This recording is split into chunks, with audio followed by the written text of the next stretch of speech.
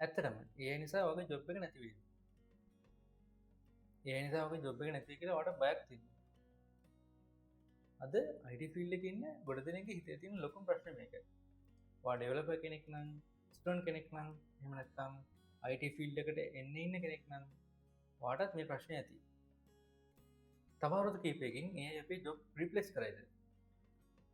ඇත්තටම අපි බය වෙන්න ඕනේද? AI එක්ක software engineering වල අනාගතය මොනවා වගේ වෙයිද?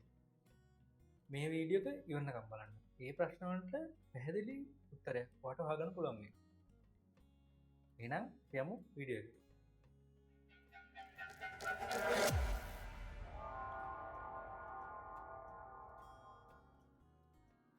AI අද වෙනකොට කොච්චර පවර්ෆුල් වෙලාද? අද වෙනකොට ChatGPT එකෙන් සම්පූර්ණ වෙබ්සයිට් එකක් හදාගන්න. සුපිරින් උදාහරණයක් විදිහට ඔයාලට කියන්න පුළුවන් නිකන් උදාහරණයකම create a React dashboard with user authentication and charts or something.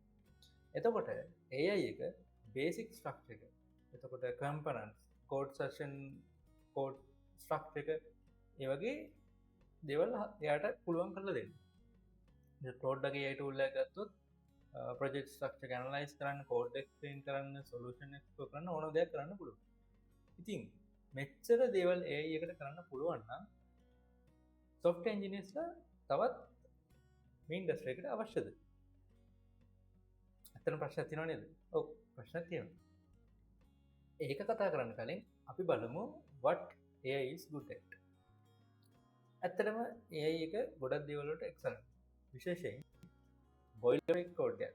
උදාහරණයක් විදිහට input application එකම ඒකේ controller, service, repository structure ඒ වගේ file structure හදාගන්න AI එකෙන් අපර කිපින් පුළුවන්. ඒක කිව්වොත් මේ ටික එකට වෙන්න ඕන කියලා හදලා දෙනවා. එතකොට simple CRUD API එක simple. debugging කරන්න ඔයාලට help කරනවා. කියන්නේ error message එකක් මොකක් හරි ඒකට දීලා ඒක possible causes සහ solution ගන්න පුළුවන්. දැනටත් ඒ වගේ කරලා ඇති. එතකොට documentation simple. repetitive task ඒ කියන්නේ එකම pattern එක නැවත නැවත කරන වැඩ ඒකට හොඳට කරන්න පුළුවන්. හැබැයි මෙතන වැදගත් ප්‍රශ්නයක් තියෙනවා. ඉතින් AI එකට කරන්න පුළුවන් නෙමෙයි මේ ඕනම දෙයක්. එහෙම බලුවා. ඔයාලා එහෙම හිතන ඇති. නෑ. ඒක එහෙම නෙවෙයි. අන්න ඒක තමයි අපි හරියටම දැනගන්න ඕන කාරණාව. ඇත්තටම එයාට බැරි දේවල් තියෙනවා. ඔව් තියෙනවා. ඒ මොනවද කියලා අපි දැනගන්න. එයයි කෝඩ් ජෙනරේට් කරනවා. හැබැයි ඒ කෝඩ් එක ලියන්න හේතුව එයාට තේරුම් ගන්න පුළුවන් දෙයක්. ඔයා කියන එක තමයි එයා ජෙනරේට් කරලා දෙන්නේ. මේක තමයි වැදගත්ම දේ. උදාහරණයක් විදිහට ක්ලයන්ට් කෙනෙක් කියනවා අපිට මෙන්න මේ වගේ ඔන්ලයින් බැංකින් සිස්ටම් එකක් හදලා දෙන්න ඕනේ. හදලා කරන්න ඕනේ කියලා. එතකොට AI එකට කියලා කෝඩ් ජෙනරේට් කරන්න පුළුවන්. අවුලක් නැහැ. හැබැයි security requirement මොනවද? users ලා ලක්ෂ ගණනක් આવත් ඒ සිස්ටම් එක හැන්ඩල් කරයි. database design එක මොනවා වගේ තිබ්බොත් හොඳයිද? එතකොට future මොන හරි features මේකට add කරගන්න පුළුවන් වෙයි. මෙන්න මේ decision ගන්න කවුද? AI එකට ඒව පුළුවන්ද? බෑ.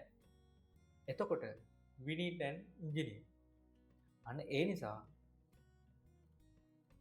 AI code generate කරනවා. හැබැයි software engineer problem solve කරනවා. මොනක තමයි වෙනස? AI ගැන හිතන්න ලේසිම විදියක් තියෙනවා කියන්න. ඒ මොකද්ද? AI කියන්නේ ඔයාගේ ටීම් එකට අලුතෙන් ජොයින් වුණ ස්මාර්ට් ජූනියර් ඩෙවලොපර් කෙනෙක් විදිහට හිතන්න. ඒ කියන්නේ සාමාන්‍ය ඩෙවලොපර් කෙනෙක් විදිහට හිතන්න ජූනියර් ඩෙවලොපර් කෙනෙක්. ඒතර එයා කෝඩ් ලියනවා, බග්ස් හොයනවා, සොලියුෂන් සජෙස්ට් කරනවා, ඩොකියුමන්ටේෂන් හදනවා. එයාට ඒ වැඩ සිම්පල්. හැබැයි එයාට එක්ස්පීරියන්ස් එක අඩුයි. ඔයා රික්වයර්මන්ට් එකක් දුන්නා මෙයා සොලියුෂන් එක දෙයි. හැබැයි එයාට ඒ සම්බන්ධ තියෙන නොලෙජ් එක අඩුයි. එතකොට සීනියර් එන්ජිනියර් කෙනෙක් අහනවා එයාගේ මේ සොලියුෂන් එක ප්‍රොඩක්ෂන් රෙඩිද? එතන මේකේ සිකියුරිටි ඉෂුස් මොන හරි තියෙනවද? එතකොට අවුරුදු දෙකකට පස්සේ මේන්ටේන් කරන්න පුළුවන්. හැබැයි මෙන්න මේ ජජ්මන්ට් එක තාමත් ඉන්ජිනියර් කෙනෙක්ගෙන් එනවා. because AI is not much reliable. එතකොට ජූනියර් ඩෙවලොපර්ස්ලාට මොකද වෙන්නේ? ප්‍රශ්නයක් තියෙනවා. අපි මෙතනදී honest වෙන්න ඕන. ජූනියර් ඩෙවලොපර්ස්ලාට කම්පිටිෂන් එක වැඩි වෙනවා. විශේෂයෙන්ම repetitive tasks repetitive coding job වල ඉන්න කට්ටිය. උදාහරණයක් විදිහට simple කඩේප් එකක් හදන්න. මේ වගේ ටාස්ක් එකක් කලින් ඩෙවලොපර් කෙනෙක්ට දවස් කිහිපයක් ගියත් අද AI එක්ක පැය කිහිපයකින් කරගන්න පුළුවන්. හැබැයි ඒකෙන් ජොබ් නැති වෙනවා කියන එක නෙමෙයි මම කියන උත්සාහ කරන්නේ. අලුත් ඩෙවලොපර්ස්ලාට වෙනස් වෙන්න වෙනවා. පරණ අයත් වෙනස් වෙන්න වෙයි. ඔයා මෙන්න මේ වගේ කෙනෙක් නම් මොන වගේද? කෝඩ් ටයිප් කරන කෙනෙක් වෙනකොට ප්‍රොබ්ලම් සොල්ව් කරන ඩෙවලොපර් කෙනෙක් වෙන්න. එහෙම වෙන්න වෙනවා.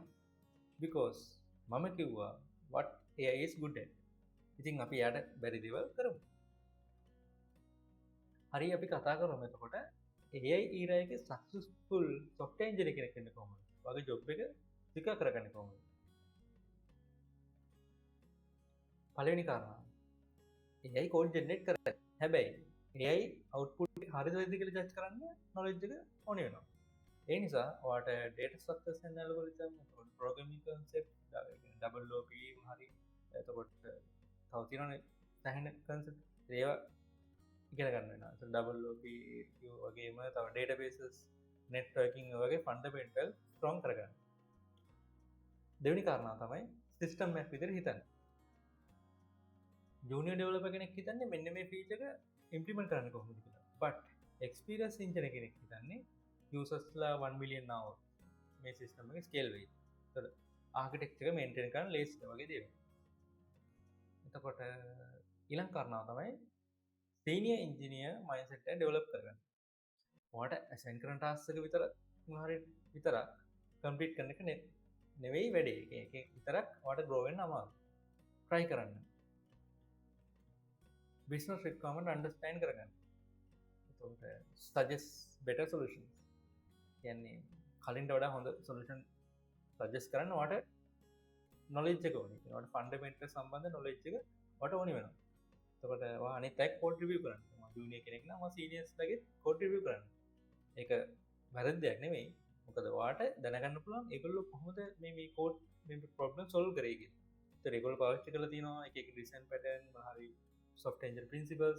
ඒතර ඔයාට ඒවා ඉගෙන ගන්න පුළුවන් ඒගොල්ලෝ code review.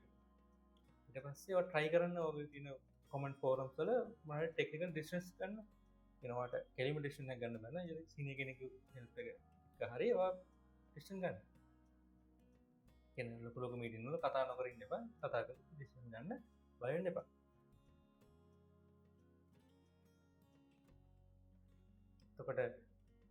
එතකොට හතරවෙනි කාරණා තමයි AI එක teammate කෙනෙක් වගේ use කරන්න.